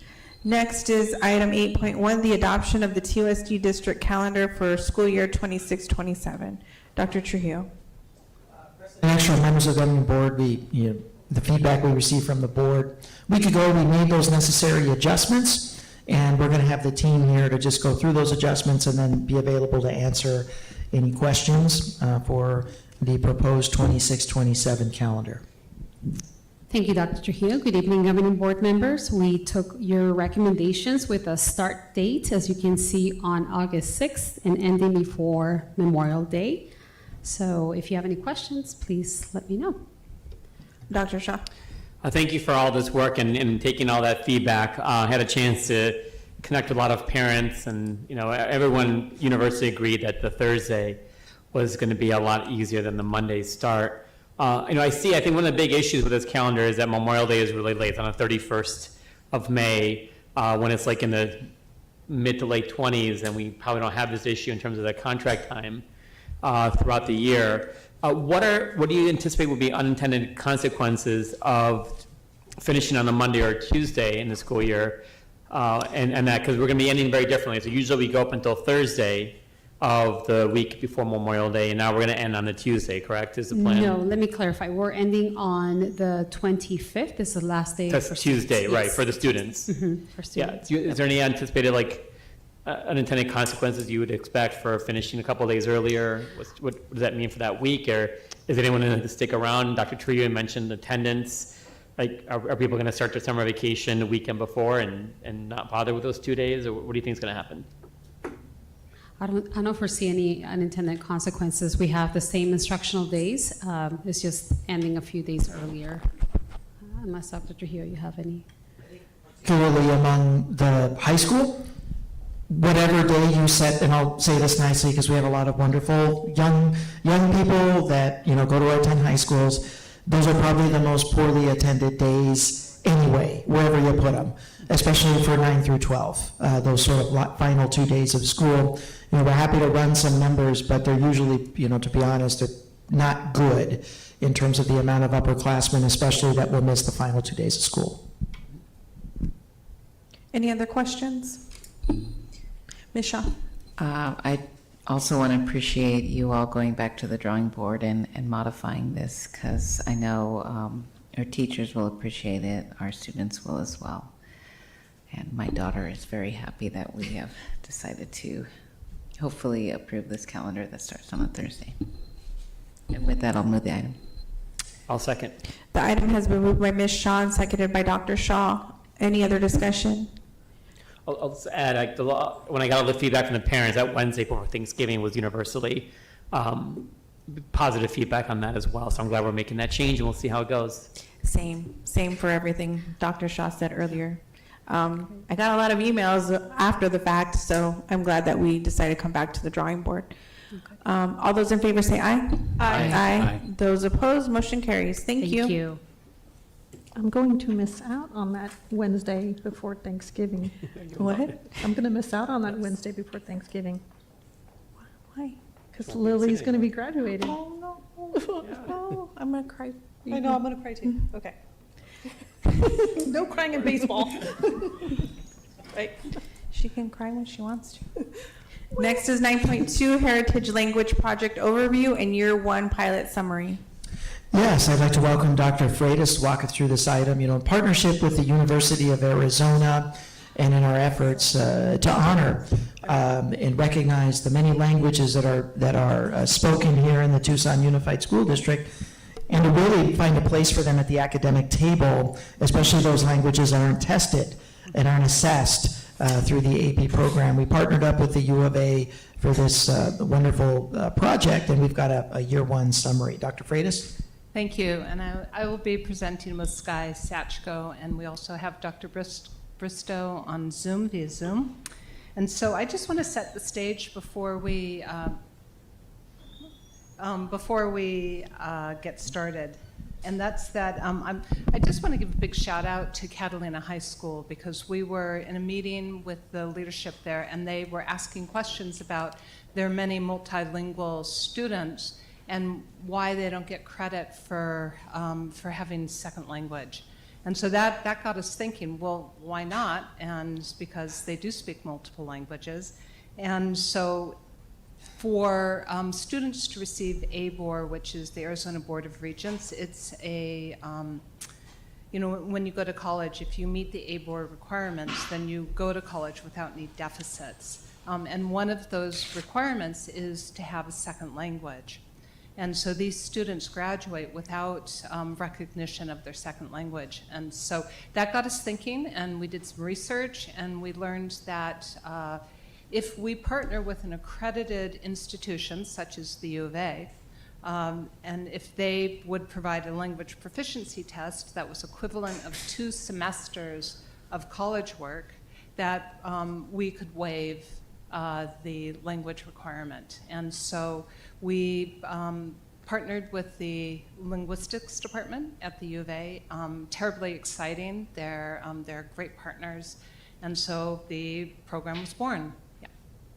Okay, so this is our program vision. You're welcome to read through it. But what's most important about this vision is that this program recognizes and values our multilingual students, and that they bring assets to our schools and enrich our communities, who benefit students. And so those students who pass can, first they can receive a waiver on their transcripts that they have met that second language requirement for ABOR. And another really great opportunity, if they decide to go on to college, they have the opportunity of being rewarded 2 to 4 semesters of foreign language at the university level. And so not only are they getting waived at the high school level, but they have opportunity to pick up additional credits at the college level.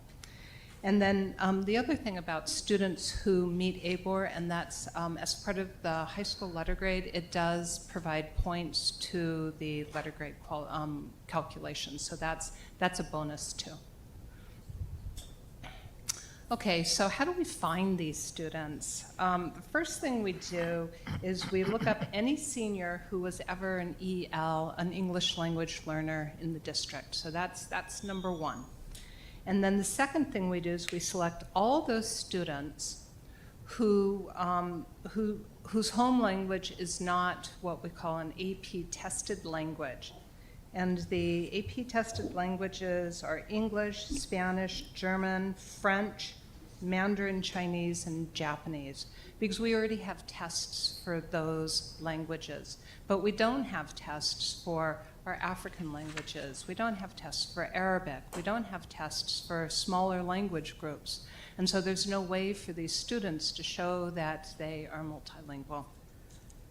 So we find these students, and then we send the list to the high schools, and then they start to ask students if they're interested in getting tested. And so this year we have about 160 seniors who are eligible for this program.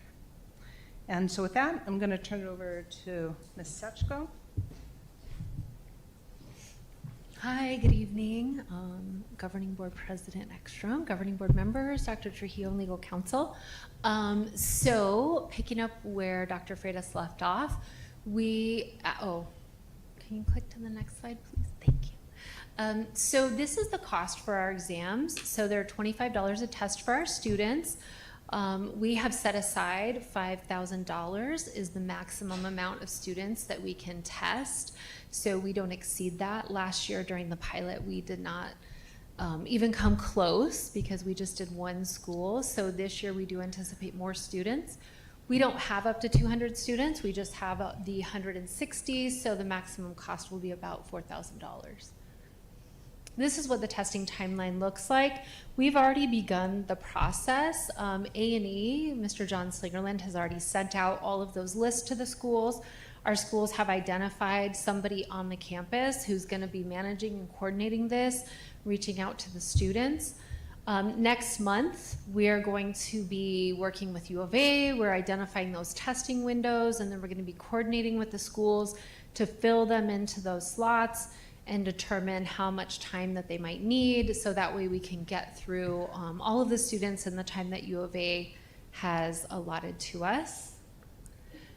So this is just some information about that testing environment.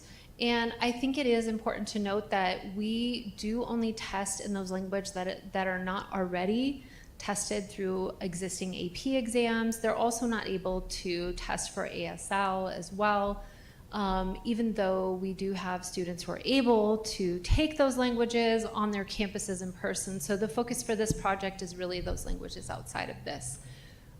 Each of those exams lasts about half an hour, and so the schools really try to line up the students back to back so that they're ready as soon as the other students finish. They get another student in there so that way we can maximize that time we have allotted to us through U of A. Now the results are, last year it was very exciting for me to be able to deliver the certificates to Catalina, who was able to give those out to the students. And they are beautiful certificates that the U of A provides to us that we print out for them. We also mail home a letter as well, so that way parents can have those letters, have a copy there. The U of A does keep that on file, so that way students already have those certificates. The information in the letter also lets them know who they can reach out to at the U of A Linguistics Department if they want to go to a different college. That way that college can confirm with the U of A that they have passed this exam to potentially get credit at other colleges outside of Arizona as well. And then of course our A&E department does provide those results so that TS can waiver the students' language requirement on their transcripts.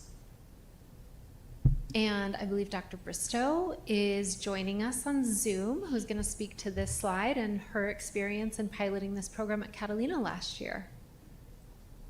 Dr. Bristow? Hi, good evening. Can you hear me? We can hear you very well. Yes. So I have been at Catalina for 6 years, and when the letter grade became unfrozen, I believe that was in 2023, we realized that we were missing a lot of students in our ELD program, and they were not able to contribute to part of the College and Career Readiness Index to get credit for their knowledge of another language. Because at the high school, when they are in the ELD program learning English, English is their foreign language, but it counts as an English at our high school because that's our language. So I had worked with Dr. Freitas and her department probably for about a year to be able to honor and recognize the other languages of our students that we don't have a test for. And then for the school, we are able to get them credit on part of our letter grade for their knowledge of another language. We had about 37 students who were eligible to test, and I called them to the office, most of them, to ask them if they were even interested in this process of sharing their native language with us, and then I explained to them how it would benefit them and how it would benefit our school as well. Only 2 students opted out because they said they kind of forgot or weren't still fluent in their native language. When testing days came up, I had it pre-planned, so I would call the students to the office, and on the first day, I think we tested 8 or 9 students that afternoon. And then once word got out to the student population in the ELD department, mostly, students were coming up to me at the hall saying, "When's my turn? When's my turn to come and share my language with you?" I have the support of the counseling department who helped. We were kind of tag teaming it. I would call students, get them, sit with them. They were nervous before going into the room. And we always had a familiar face, a counselor, in the room with them. The language test was on Zoom. And so we always had somebody in there troubleshooting and just being there to support the students. After the testing, all 35 passed. Everyone who attempted passed the test. They were extremely proud and they were extremely happy to have been able to share their language with us and with the U of A and be honored for their knowledge of their home language. So it was very exciting to see that for the students, their reaction, and then it also helps as part of the letter grade for the school. Anything else? Any questions that you have about the process? Any questions, governing board members? Ms. Luna Rose? Hi. Hi. Thank you for the presentation. So not necessarily, well, I guess one question, one comment. My question is this all the represented languages? No, there's a lot more for this year because these are just the languages represented at Catalina. But when A&E put together the list, I don't remember how many there were though. Do you remember? It's a much longer list than this. There were more than 80 languages. Wow. Because I'm going to say this is a really impressive list so far. And I think that's just the fact that our students are able to take part of the process in their native language is, I think, key for them. So thank you for the presentation. I find this to be incredibly fascinating. And can I just give Catalina extra kudos? They really paved the way. U of A was so impressed with how smooth they made the process for the students. And it really was an amazing pilot and partnership. And to see all of these students be successful this past year as well, and how excited they were in passing and having their languages honored. It was really such a cool program, and thanks to Dr. Bristow and Catalina's administrators, Dr. Gonzalez as well, for initiating this project and advocating for their students. So. And I would also like to thank the ALA department for financially supporting this, so thank you. It's the least I can do.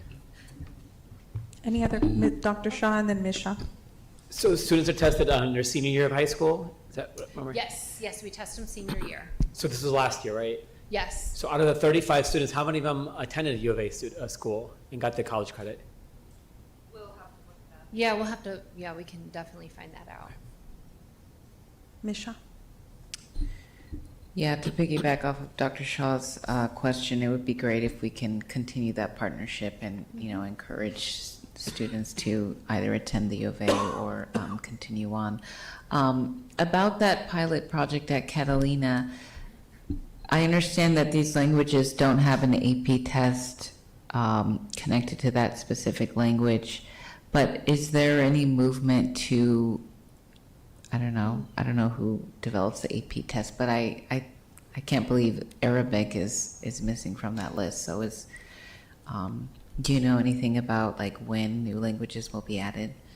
Well, that would be the College Board organization who would add that. So I definitely think that's feedback we could give to them if that's a popular exam or, a popular language that is spoken. But we don't really have control over that. But I can definitely take that to our College Board representative that we communicate with regularly and see if that might be something that's possible. Okay, thank you. Mr. Romero? And I don't know really if it's exactly directed with this. It was just something that I have kind of curious. I know there was an exception here for ASL. Does TUSD recognize ASL as a second language, or do we also teach that in our schools? I don't know. That's why I'm asking. We have to have a qualified teacher. So we do have some of our high schools that offer ASL. I know Sabino does for sure. Tucson High did in the past. I'm not sure if they still do. But the reason we excluded the AP languages for this is because students don't necessarily have to take an AP class or the language classes to take the exams. So there's already an avenue for them to be able to get credit and get recognized for those languages. So the focus for this project was really those languages, that there is no other avenue for students to have that recognition for the languages that they speak. And so ASL, they could go to a school and actually get the classes and meet the language requirement that way.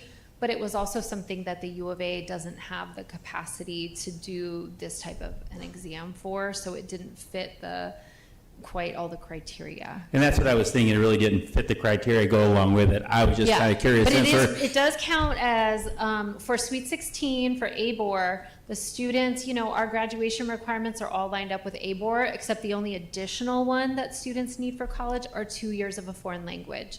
And so they can get that by taking whatever language their school offers, but it's really challenging for some of our EL students to be able to get those languages in. And many of them, as you can see, already speak a language. And so by doing this, they're able to meet that Sweet 16 requirement of 2 years of a foreign language. And then depending on the school, U of A will give them 4 semesters of foreign language credit if they go there. And then I think they said ASU would likely accept it as well, but with other colleges out of state, it would be where the universities have to connect with each other to see what that university might accept or not. And then what other schools, since this is our pilot, now what are we looking for the future? Yeah, so we are inviting all of our schools to participate. We did have a couple schools that don't really have very many students who speak other languages. It's like 1 or 2, I think, a couple of them that are not going to be participating, but all the other high schools, especially our ones with our large numbers, are all going to be participating. They've identified somebody to coordinate the efforts and help schedule the students with U of A and do the Zoom process like Dr. Bristow talked about. So they're excited to be able to participate in this project and be able to have their students get that credit. And then as far as for some of our other schools that haven't done this, we have Dr. Briscoe over at Catalina. Will she be available for our other schools to help them speed up their learning curve? Is that part of what she's able to help out with? So A&E has developed a manual on all the processes and how to work with the U of A and test very efficiently, and Dr. Bristow was one of the architects of that manual. And she's at UHS now. Got it, okay, thank you. Thank you. Item 10.1 is future dates and agenda items. Dr. Trujillo. Mr. President, extra members of the governing board, we're back. We got a little bit of a break because we got fall break, so we'll be back on October 14th, little less than a month. We will be providing the governing board an overview of our new Unleashing Literacy framework that we'll be piloting in schools across the district this fall. And then also, as board member Shaw mentioned, we'll be welcoming Dodge's Advanced Orchestra for what I'm sure will be an amazing performance here. And we'll begin the first in a series of student government leaders that will be addressing the governing board about their working sessions with me throughout the fall as I visit different high schools on issues of impact such as cell phones, devices, dress code, school safety. Looking forward to my first working session this Thursday out at Catalina. So we'll hear from Catalina student government leadership at our October 14th meeting. Is it possible for us to get an update on the dual language program and how they're implementing their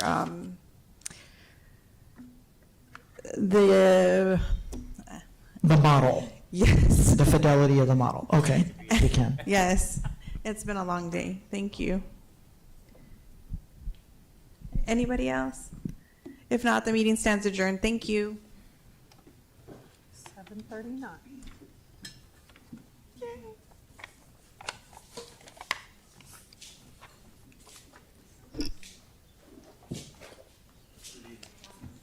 Hey, Jerry.